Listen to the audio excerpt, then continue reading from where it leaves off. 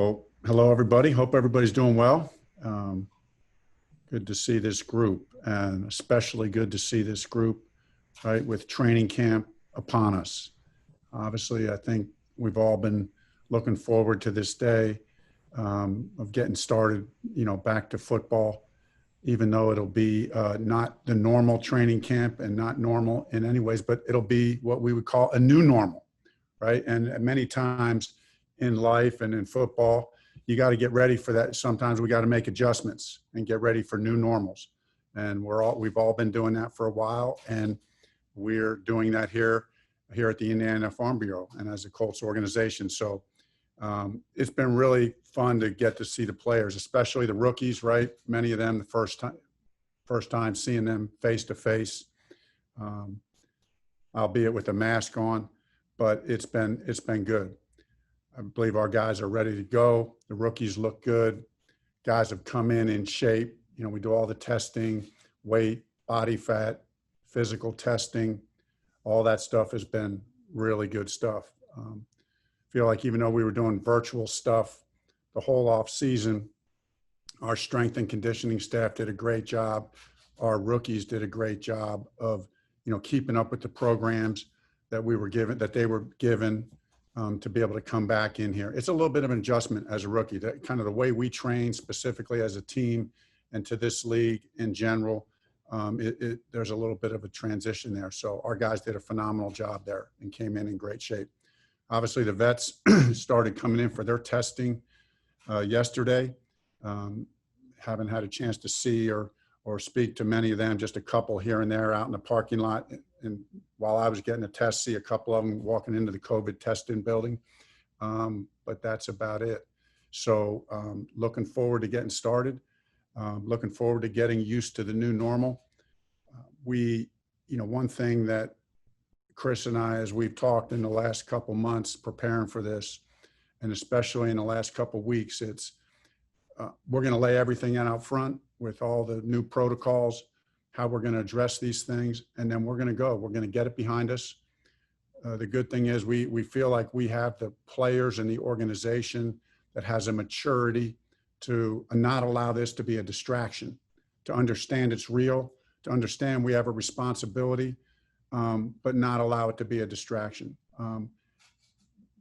It becomes much easier to do that when you're really focused on the right things. So that's what our job is as coaches and players, is to focus on the right things and then just follow the new normal, the new protocols, and get to work. And looking forward to having a great year, a very productive year. We'll adjust and adapt as we go, as needed. It'll be challenging. I'm looking forward to it. It'll be challenging. It'll be fun. And I believe we got the right guys in the right organization to handle whatever uncertainty comes our way. But also we have the right guys to stay focused on getting better and looking forward to winning a lot of games this year. So I'll open it up from there. All right, Zach Kiefer. Hey, Frank, how's it going? Zach, how you doing? Not too bad. You mentioned the new normal. We're all going to have to deal with it.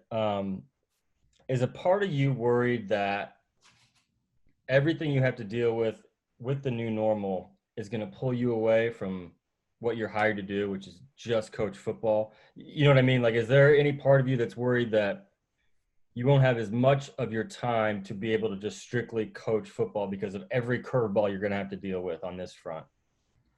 No, that's one of the reasons why I feel we're, as an organization, and why as a head coach, I feel, it's an incredible partnership that I have with Chris. Obviously, Chris has a lot going on as well, but we get to the season and, some of the other more administrative stuff that is tied to this, I can trust, that Chris will take the brunt of a lot of that, allow me to free up to coach football and to get ready to do game plans, to do all the things, connect with players, to do all the things that we need to do. Now, obviously, we're talking every day, and then secondly, personally, I just found that you have to learn how to do that your whole year. That's part of being a pro. You wear certain things and they're not a distraction. You just learn how to do that. And I think with maturity, you can do that. Hey, Mike Chappell. Coach, how you doing? Hey, chap, how you doing? With all that's going on, and it's going to be such a Hmm. constricted camp and preseason with no OTAs and all that. As a coaching staff, how do you balance getting them ready, but not ramping it up too quick to where you're risking whatever you have to? You need to be ready by September 13th. How do you do that with the constricted time? Yeah, I like to use the term healthy tension a lot. I've used that a fair amount with our team. A lot of times we look at tension as a bad word, and I think that healthy tension can be a good thing. So in relationship to what you're saying, chap, on one hand, I really trust our guys have come in and they're in shape and they're ready to go. And so we're going to, in one regard, have the mindset of we're pushing forward. We have a schedule. The schedule is already built in. There's a ramp up built in the schedule. So my mindset is when we're in a period, when we're in a phase, you're taking the reins off and you're going hard. You're being physical, you're playing hard, you're playing fast. Everything in the schedule is built to protect them from overdoing it. And so I feel confident about that. So our job will be to push, understanding that the schedule is built the way it is. And then, we'll adapt as needed if we go. Just a quick follow-up. Will it be more difficult to get a really serious good look at undrafted guys, late round picks, or do you think you've got a really good grasp on who can do what and who is what? I think without question, the more reps that you can see of a guy, the better. We all have, we all think we're pretty good evaluators in this building. And so, so naturally, I think we feel confident we're going to be able to figure out who it is that should make our team and who's going to help us the most. But realistically, does it hurt them? Yeah, I mean, realistically, it does hurt them a little bit. There's a little bit of a nuance there that without those games. Now, the other side of it, though, is Chris and I were talking about this today. Is without the preseason games, there's really no ramp up practices. We're going hard in practice. I mean, so you don't have to slow down the day before the preseason game. Every practice is, you're working your opportunities in there. We'll go down to Lucas Oil a couple times right now, have it planned. So we'll go down to, if all things work out, which it looks like they are, working with Pete and Chris and just going through all the details there. We'll go down to Lucas Oil twice to kind of get that routine, and we'll try to make those practices as game-like as we can as well. All right, Stephen Holder. Hey, Frank. Stephen, how you doing? I'm good. How are you? Kind of an extension of what Chap asked. I was going to ask, how well do you think you know this team? Because by now you would have gotten, a lot of on-field work, limited as it may be. But you could tinker with things, you could try things. You're kind of starting from scratch a little bit. Do you feel like you have a handle of what you have, or do you feel like that's still to be learned? So a lot of it's still to be learned. Do we have as good of a handle of it as if we had the off season with them, in person? Of course not. I mean, I'd be, I like to be optimistic, but that would be unrealistic to say that. Here's what's to our advantage, though. Every team has new pieces, but when I look at least to start on offense, who are the new pieces? Who are some of the new pieces we have? Well, the quarterback. We all know that story. I don't have to go into that. I know the quarterback. He knows the offense. He knows our coordinator and so I feel good about that. Trey Burton is another really important piece to this equation. I think Trey's going to have a really productive year.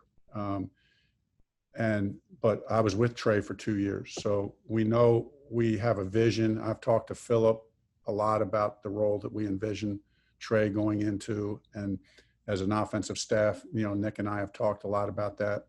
So, and then, then all of a sudden you get Pittman and Jonathan Taylor and so on, and those are rookies, and they'd be the same anyway. But we've spent so much time studying them, feel like we have a pretty good idea what they can do. So Is it perfect? No, but I feel real confident that comparatively speaking, we're in good shape. All right, Kevin Bowen. Hey Frank, good to see you. Hey, Kevin, how you doing? Good. I don't know if you had conversations with Linda in the off season about coaching, but I mean there is a risk factor, for people of your age and maybe some members of your coaching staff. Have you had conversations with anyone on your staff or even yourself about some of the risks that some of you might be taking? Yeah, I mean, we did had all those conversations. Nobody is right completely risk free. I'm 58. I don't have any of the typical underlying conditions that are listed that make you high risk. And then I would, of course, naturally think that I'm in good shape for a 58-year-old. So yeah, we're just following the protocols. I'm going to do my part, hold my responsibility. I've had the same conversation with my family that Chris has had with him as far as, hey, limiting visitors and saying, hey, we'll adjust to this as we go. But right now to start, we're going to limit our exposure as much as we can as a responsibility to the team and the organization. But from that regard, really have no fear of what's going on. Just take the normal precautions. All right, Jim Aiello. Hey, Frank, how you doing?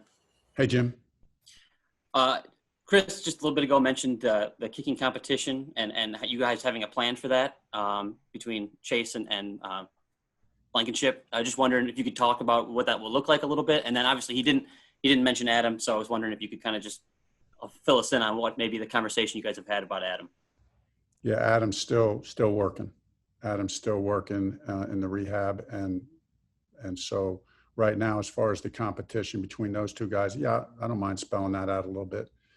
Without any preseason games, we'll just have practices in general will be competitive, but we'll have some competitive kicking contests in the middle of practice, at the end of practice. We'll try to create as many high pressured scenarios as we can for those competitions. They'll get all of it in their normal routine, but then as a team, we'll create more team atmosphere, more team kicking drills that will be heightened and weighted more heavily in the kicking competition. All right, Phil B. Hey, Coach. Thank you for your time. Hey, Phil. If you will indulge me here, I'm a player. I'm coming to you as my father confessor, if you will. I've had family that have been affected by the coronavirus. I have young children, but I can't let my team down, Coach. What can you tell me? What advice do you give me on making a decision on whether I need to opt out or play this season? Yeah, I think that the opt-out question is one that is a very serious question. I would just want any player that would come to me, Phil, like you're asking, as the quote unquote, to get counsel from the coach. My counsel would be, just do it with good information, understand all the factors. I would hate to see in the scenario that you brought up, if there's a lot of underlying conditions in the family, there's a lot of high risk in the family, and that's something serious to be considered. But I wouldn't want a player to get into the fear-mongering mode of just opting out without all the information and really understanding it and talking through it. It is a big emotional decision. So I just think it's important. And I think sometimes, I'm just speaking from experience here, we've all, whatever it's been, sometimes you hear about there's a pandemic or something else in the past, and for whatever reason, sometimes you get more of a fear of one thing than another, that you just address that, make sure you have all the information, get good information, don't rush into a decision after talking that through with all the proper medical people, understanding the risks, then make an informed decision. And if that's the best decision for you and your family, then we'll respect that. Thank you, Coach. George Bremer. Coach, thanks for your time. Hey, Phil. Or George. I'm wondering, Chris mentioned earlier that there's kind of cooperative spirit right now throughout the league, people sharing information, and that you've had a lot of conversations with other head coaches. Without naming names, is there anything that stood out from those conversations? Anything that you think you can employ this summer? Yeah, I mean, yeah, it's just been a good spirit of camaraderie. This is, we are figuring this out together, sharing ideas, how we're handling things. What are the protocols?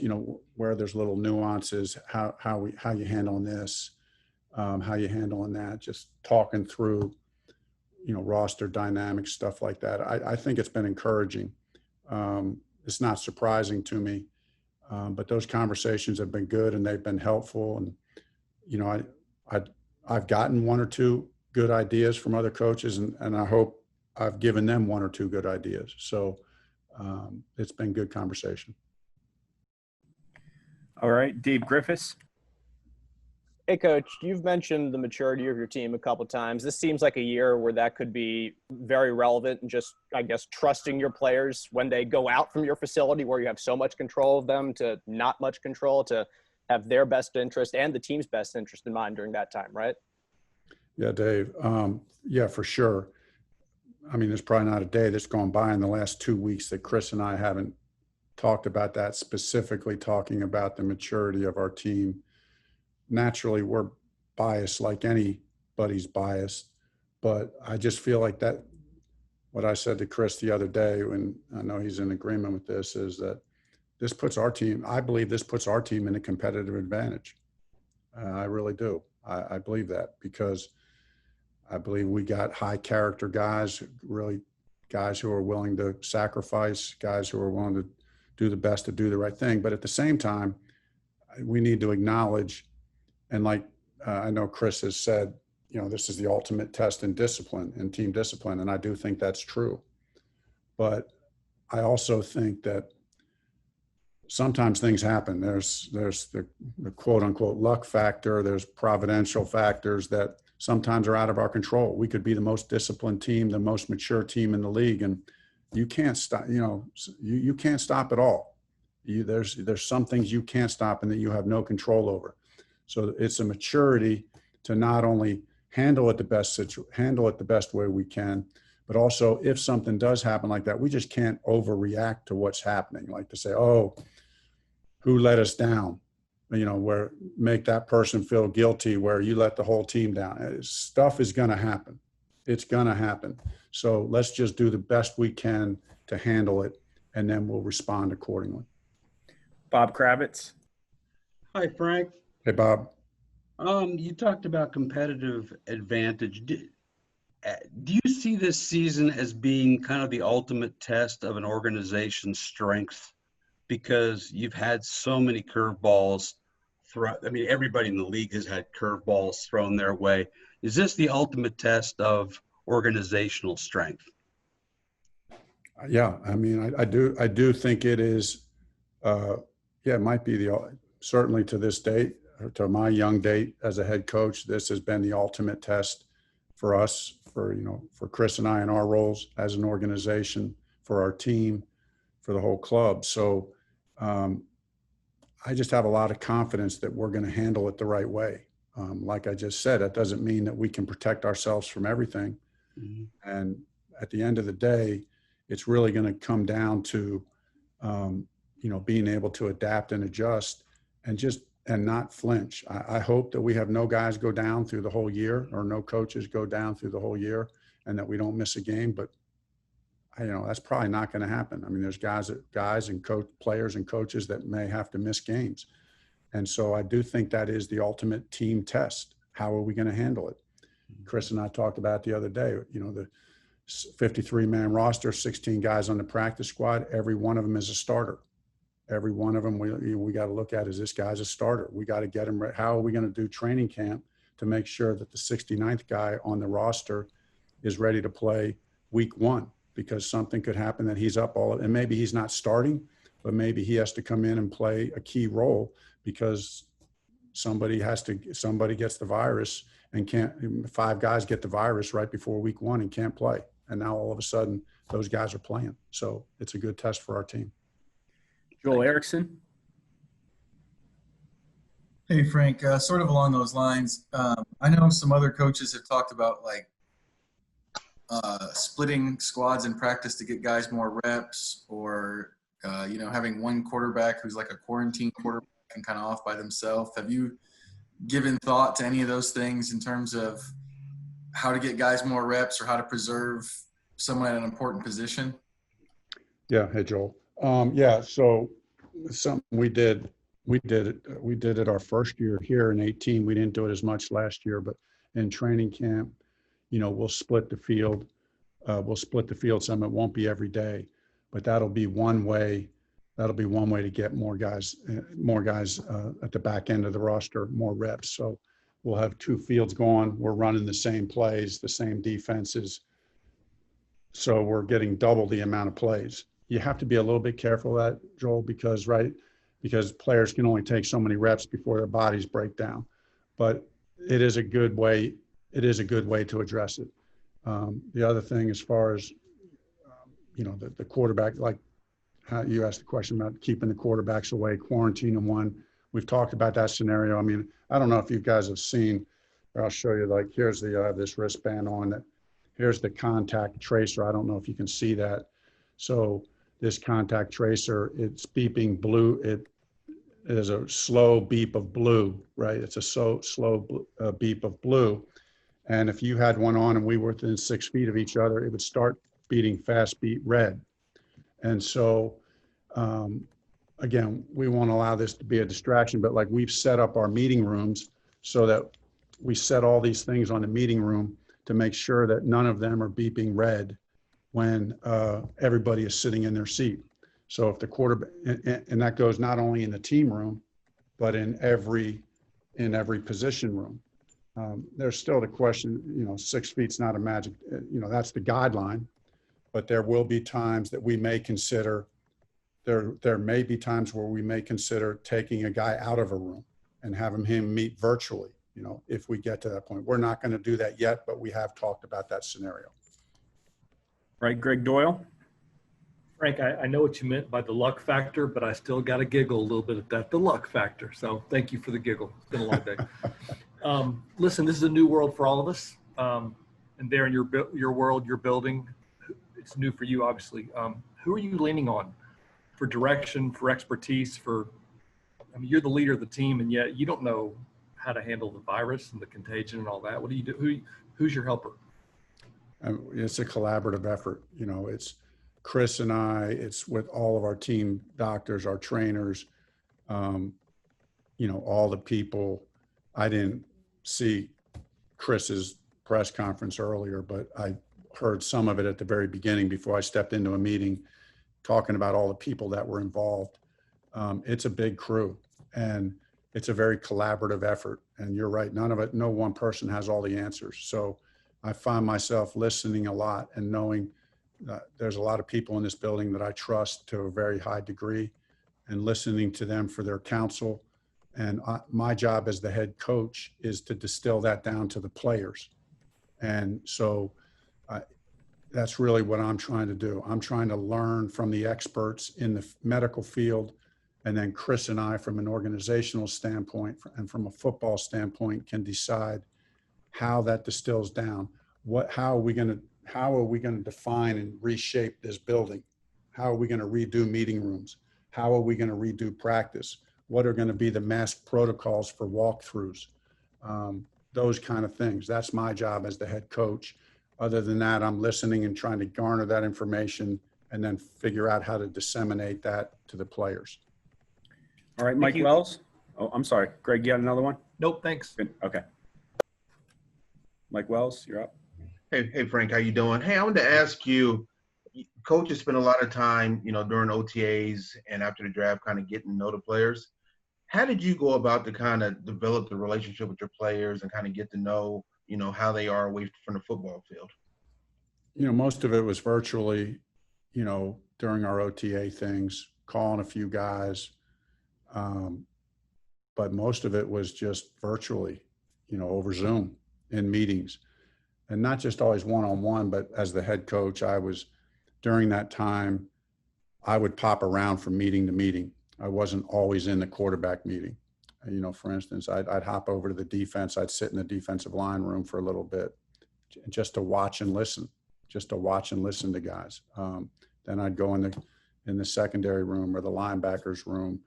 So during the whole OTAs, even if we were in the building, I wouldn't have done that as much as I did, because it was just very easy to do via Zoom, where I'm just popping around from meeting to meeting for 10 minutes here, 10 minutes there, listen and maybe interject, and most of the time just listening and getting to know guys that way. Do you feel like you're kind of playing catch up still though, because of, I mean, you know how it is. I mean, doing it over Zoom is not the same as having that face-to-face interaction in person. Yeah, no, I'm definitely playing catch up with the rookies. You know, definitely playing catch up with the rookies, just having never met them face to face. So try to just slowly build that day by day while they're here, for sure. Right. We'll follow up with a couple more here. Charlie Clifford. Frank, coming off those powerful conversations regarding racial inequality and racial injustice, are there any plans for action at training camp that we may see, watching practice and whatnot, or anything within meetings going forward? There's no imminent plans as far as, you know, in training camp. There will be continuing dialogue and discussion. You know, I think we all saw some of the things that our players did, you know, over the break. Jacoby's event was incredible. That was incredible. And, you know, other things going on. So, you know, we're in that kind of mode of focused, always knowing that issue is very near and dear to our hearts.